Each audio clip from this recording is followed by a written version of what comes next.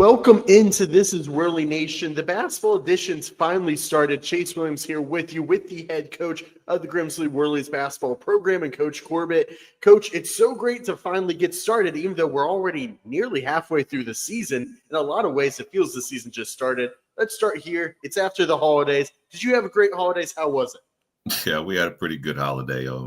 Always good to get a little bit of a break after those 3 straight days in the Hayco. So, we're excited, we're rested, we're ready to go. So we're just glad to be back full strength.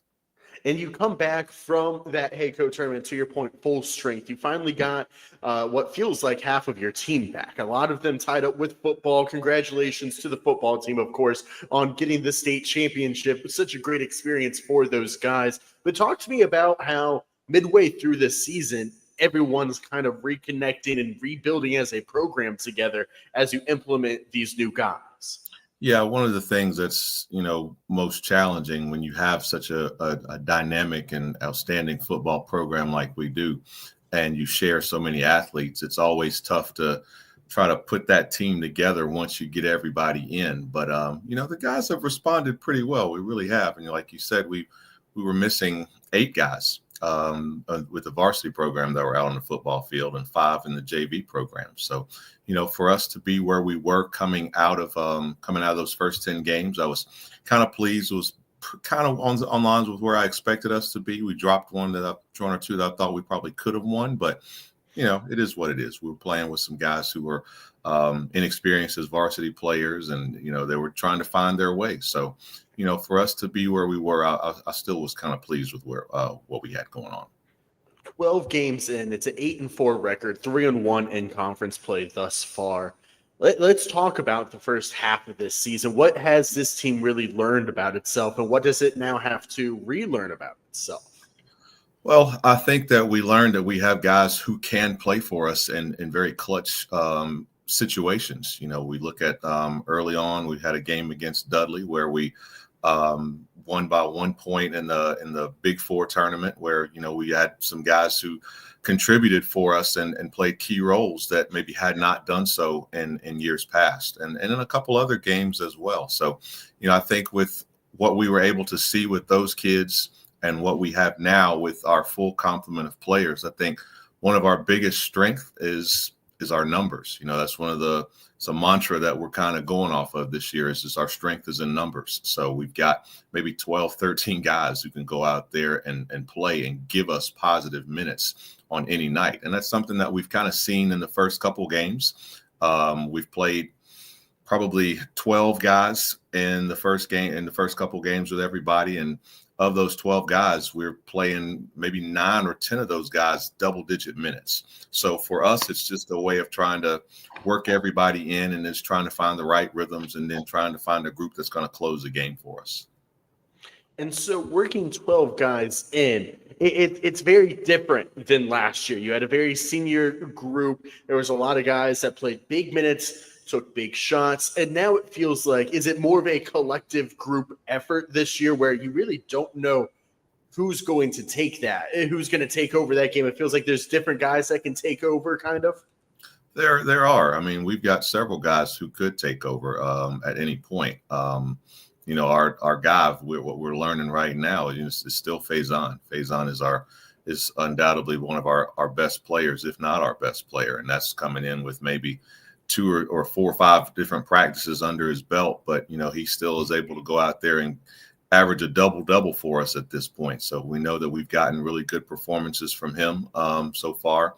Henry Trent has done a really good job for us with his consistency. I thought he was probably our most consistent player in those first 10 games, but I know he was averaging around 12 and 7 rebounds and maybe 3 or 4 assists. And then, with the freshman that we have, Isaiah Whitsitt. Isaiah is a bona fide scorer. I mean, he can play. He's still learning the game. He's still learning our system.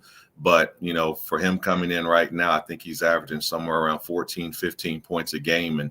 And he's just going to keep getting better and better. So, you have those guys. And then you've got a kid like Sherrod White, who is averaging 11 and 9 rebounds. So, we've gotten a lot of players to contribute for us and do really good things. But I think what you said it could be a different guy from one night to the next. I mean, you throw in Caden Cato to come in and do some things for us. DJ Howerton and, Patrick Carter and Ryan Debo are still learning our offense. One of the things with them coming into Grimsley, I hadn't had a chance to see them play on the court with us until we got everybody in after January. So I think those guys are going to contribute for us as well. So yeah, we've got a lot of players who can play. It's just a matter of trying to figure out who's going to finish the game for us.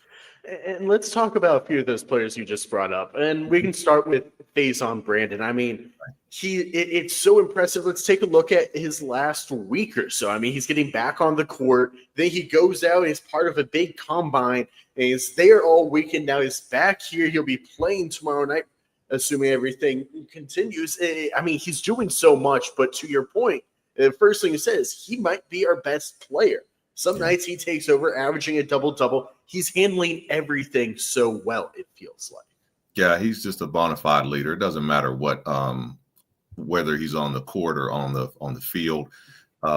He's just a commanding presence. And, I think our kids recognize that. They look to him for leadership, and he knows that right now at this point. So, it's his team. He knows that, and he's coming out and he's doing everything the right way. I mean, he is the most coachable kid that you could ever want to have, because he's just going to make sure that everybody goes along with. He never gets too high or too low, but he's always going to play his hardest every single game. And I think that's one of the things that's so great about Faison and the type of kid he is, and just the type of way he was raised by his parents. I mean, just a tremendous athlete, tremendous young man.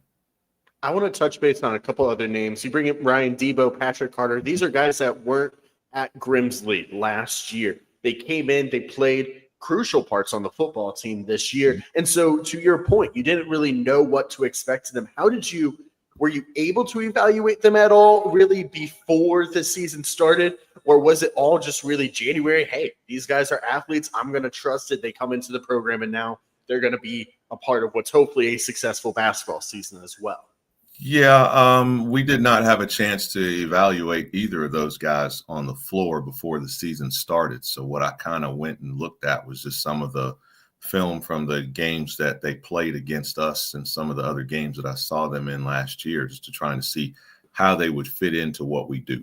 So I think both of them are bona fide defenders, and they can score the ball as well. It's just a matter of right now, I think everybody's just being really, really unselfish with how we're playing and trying to gel and mesh together. But I think in the long run, both of those two guys are going to play pivotal roles for us. Ryan is already starting for us on the wing, and Patrick's coming off the bench right now because he's still, like I said, learning our offense. And for the position that he's got to play at point guard, that's a lot for any kid to take on, coming from where he was on the football field to here, and just trying to get him to know everything in the limited amount of practice time that we've had.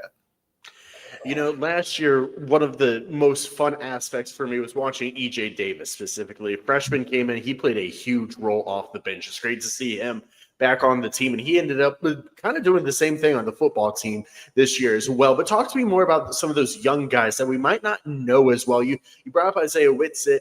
There's got to be a few different guys, whether it's people we'll see really in that rotation or just people that are making a difference in practice day in and day out. Yeah, EJ is one of the things that he was able to do last year was to learn under two really good guards. And I think that he's taken that to heart this year. Like he's gotten much, much stronger, bigger. He's able to penetrate and get into the lane and finish with contact, still trying to get him to run our offense and play with a little bit more pace. And I think he'll do that. It's just an adjustment that he has to make from one sport to the next. But, we're really pleased with EJ and what he's able to do for us. And you think he's got a really, really bright future as our point guard here at Grimsley. We're fortunate. We've got three kids who can play point guard for us, but EJ's done a really, really nice job in the first couple games. And he's wanted to be on the floor. He wants to get out there. He wants to play tough. He wants to take whoever the best guard is on the other team defensively. So, we're very proud of EJ and everything that he's doing for us right now. In the early part of the season, where are the strengths of this basketball team? Is it defensively? Are they ahead defensively? Are they ahead offensively? Is the three ball really strong? Where do you see what do you rely on to help win games right now? Well, right now we're just trying to make sure that our defense is solid.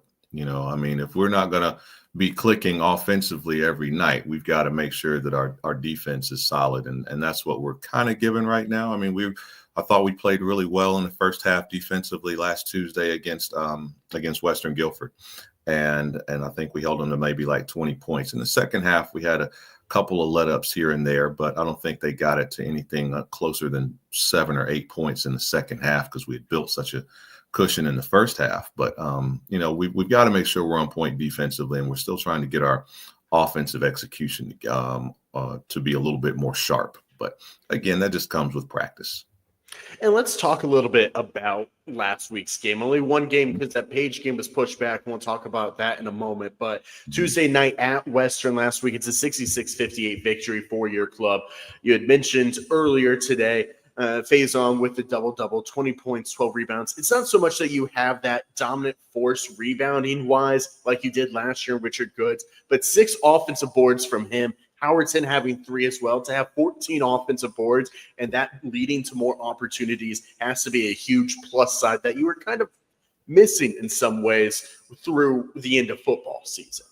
Yeah, I think our rebounding has been phenomenal in these first 2 games with everyone, and we were not bad before that. Probably averaging like 29 rebounds a game, but now that we've gotten everybody in and we've got size, that size makes a huge difference for us. If you're going to beat somebody, you got to be able to out rebound them. You got to make sure that you're limiting them to one shot, and you want to make sure your guys are crashing the offensive board. So the better we are at rebounding, the better we're going to be as a team. So I think our rebounding is definitely one of those strengths that we're trying to pick up on. DJ's done a really good job. I talked about Sherrod earlier on.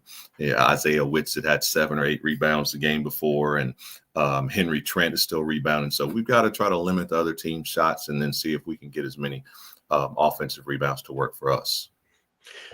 Friday night, the game ends up getting postponed against Page. Right. Is it nice to have a little bit of an extra break here, even though you're just coming off of one, to help implement all the new guys in? I mean, I got to imagine all the practice time you can eat up is really, really nice before you take on opponents like you will this week in Southwest and Page and Northern. Yeah, it's okay, but we want to try to build some sort of rhythm. And when you're going like you were, and then all of a sudden now you've got this snow coming in, and we don't know when we're going to play. We could play tomorrow, but then again we may not. But it's tough to ask kids who are just trying to find their rhythm to come in and try to take 2 or 3 days away from the court altogether, and then try to go out there and succeed. I was talking to one of our assistant coaches earlier today, and I was like, this is the 4th team that we're preparing for in the last week. We were supposed to play High Point Central on Monday, and that game was canceled. And then on Tuesday, we're looking at playing Western Guilford with no preparation. And then we're supposed to play Page, and that game gets tossed aside. So now we're looking at playing Southwest, and if that doesn't happen, then we move on and we're looking at trying to play Page again. So it's kind of one of those things where you're just like, you want to make sure that everybody's ready to play. So it's tough. Most everybody's in the same situation. How do you prepare for the Cowboys with the fact that, if I remember correctly, there was no school today, and the team's not been on the court together as much in the recent days? Yeah, well, Southwest is definitely not a team that you want to play with no preparation. They do a good job of mixing up their defenses. They've got some really, really good players out there. The point guard, who's a sophomore this year, is really strong. Then they've got another freshman kid who's like 6'4", 6'5", and the game I was watching him play, he was dominant on the wing and getting to the basket. So, and they've got guards who can shoot the ball. So, with the pressure that they play on the defensive end of the floor, you really want to have some time to try to prepare for it. But, I think our kids, if we have to play tomorrow, I think we'll step up and be ready for the task. But, again, it's another factor is it's our first home game, so, I mean, we haven't played a home game this year. So, we're excited about that, and you want to try to get in the gym and get some shots up and get ready for it. But, it is what it is right now. Talk to me a little bit about that. I mean, that's the big elephant in the room I would say we haven't touched yet is the fact that, Coach, it's January 13th, and you haven't played at home yet. You're probably, I mean, I haven't fact checked this, but I feel fairly confident saying you're probably the only team in state that has not played a home game yet.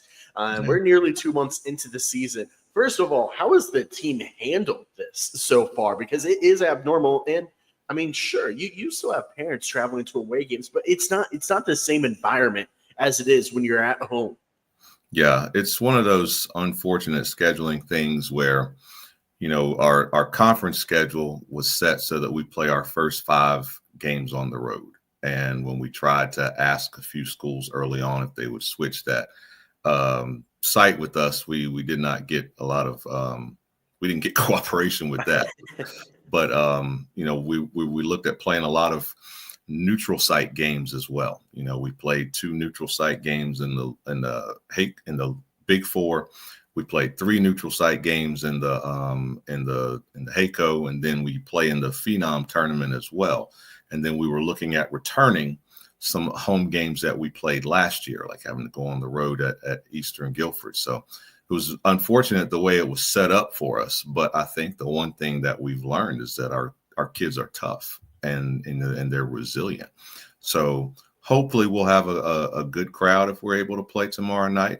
I'd love to see how we're going to react and respond to playing in front of our fans for once. But I think you're right that we might be the latest team to have their first home game in the state. But this has built character, it's built toughness, and it's given me a little bit more of what I can expect from this team, because they've really, really played well given the circumstances.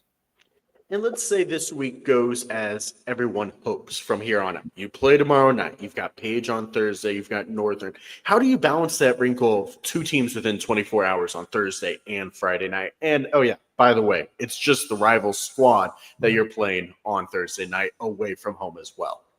Yeah, well, I mean, that's one of the things we're looking at. You have to make sure that you're able to respond quickly. Yeah, we're going to be emotionally drained, physically drained, maybe after playing in a rivalry game like that on the road. But, we got to respond and just bounce back. It's I liken it to playing in a conference tournament. If you think about it, we played 2 years consecutive, I believe, where we played on Thursday night and Friday night. So we played a really tough game one night and then had to come back and play again the next. So, if anything, that'll prepare us for a situation like that. It's not what we really want to do, but, it's what lies ahead of us. So playing against Page on Thursday and then having to play Northern on Friday is not going to be easy for anybody. But, nothing in life comes easy. So if we want this, we got to go out and get it. Does it benefit at all from the fact that Page is this week, from the aspect you have played them? I mean, you played them to end the HACO tournament, so you have some film, not just on Page, because of course you have film on everyone, but you have Page versus Grimsley film from this year. Oh, yeah. Anytime you've already played somebody, you can look at what types of adjustments you can make from one game to the next. So, I mean, that's one of the things that, I started looking at the film last week, and then when we found out we weren't going to play, then we had to, sort of put them aside and then start focusing on Southwest. But, it's always good to have film on your opponent. I've seen their game with us. I've watched their last couple games with their last 2 opponents that they've played as well. So, we'll be ready for them when the time comes. But, right now we're just focused solely on Southwest, unless I hear something different tonight or tomorrow. And Coach, you're well on your way to playing them 5 more times this year. It feels like 5 please. times left. As long as we get 4 more wins against them, I don't care if it's 5. So that's fine. But that's still one of the craziest stats I think I've ever seen. Is when pull up for the 5th time against Page, and you took care of business both of them last year. The goal will be take care of business tomorrow night and Thursday and Friday as well. And what do you expect to see from Northern as well? Another squad you haven't seen yet this year, but you will face off against them Friday night. And again, you look at last year, look at the 3 teams you play, and year in and year out in this conference, these are tough teams to face off against. So you're getting smacked at home right away with some tough squads to deal with. How do you deal with the Nighthawks as well? Yeah, well, like I said, our conference schedule didn't do us any favors. So playing Southwest and Page and Northern, that's a pretty tough trio to play in 1 week. But, with Northern, they're a very well-coached team, and they mix their defenses up as well, play a lot of 1-3-1 and man-to-man, and maybe a little bit of full court pressure. They usually have some kids who can shoot the ball really well. I watched them play against Southwest. So, they've got a point guard who's pretty good. He can get the ball into the lane. I think he played one game against us last year and was hurt in the second one. But, they've got good athletes. They've got good players. And, their coach will have them prepared to play against us. So, whoever it is, like as soon as our game is over Thursday night, win or lose, I'm going to start preparing for Northern to make sure that we'll be ready. So we'll watch film in my classroom Friday morning and try to walk through some things before we get out there on the court. But, we'll be ready to play. And then got a couple more things here for you. You are home for like the next month straight outside of the Page reschedule. I mean, that's got to be nice, is that you can get into a routine, you get comfortable in the own gym that you've been shooting in at practice day in and day out. It does have to be nice to be able to kind of, I don't want to say relax. You can never relax. If you take an off night, you risk a loss. But to have a little bit of familiarity over the next month or so before you go on the road for the last week at Southwest and at Northern in mid-February. Yeah, I think it's going to be great for us to be home. This is where we practice all year long, and we're used to the rims and the environment, all of this. So, we're excited about having that homestand. That's one of the things was tough about our schedule early on, getting all of those road games back to back to back to back to back. But now that you're looking on the other side of it and coming through that 3-1 at this point in conference, we just hold our own at home, and do what we're supposed to. I think we'll be in good shape. But, what we also have learned is that you're going to have to give your best effort every night. We did not give our best effort in a couple games, and it came back and it bit us. So we've got to make sure that we give everything we can, because, Grimsley's a game that on everybody's schedule that, if you beat Grimsley, your program has achieved something now.